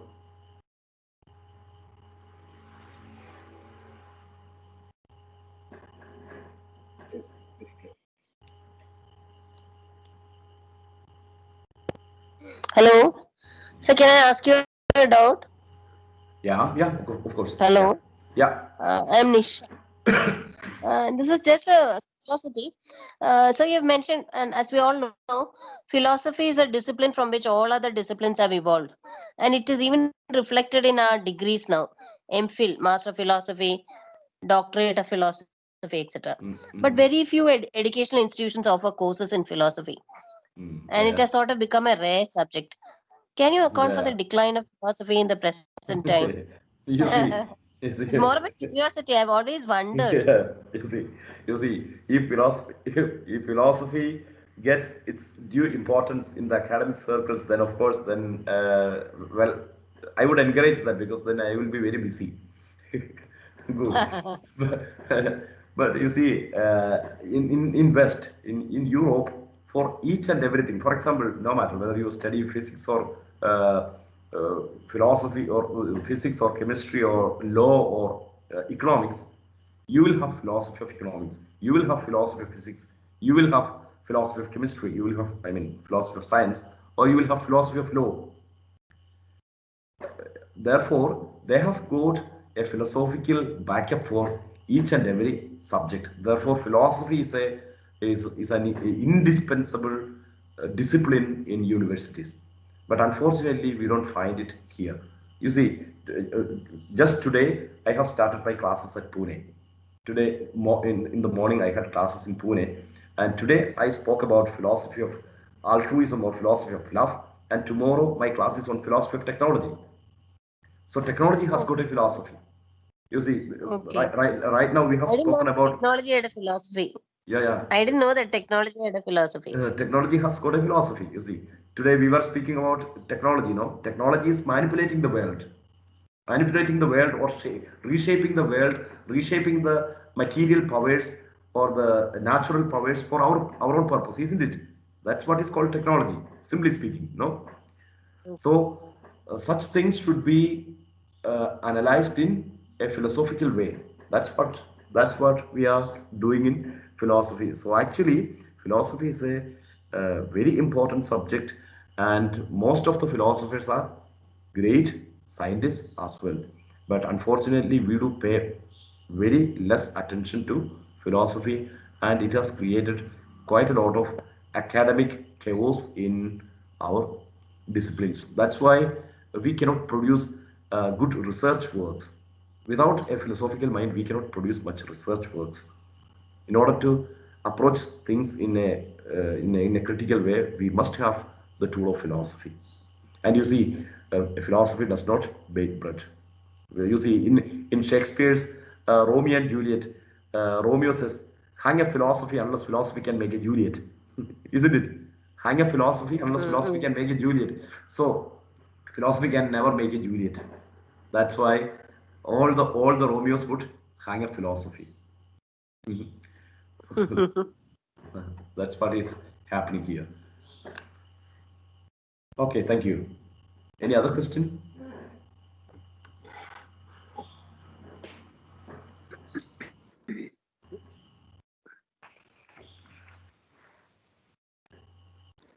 I don't think, Father. I don't think there is any more question from the participant.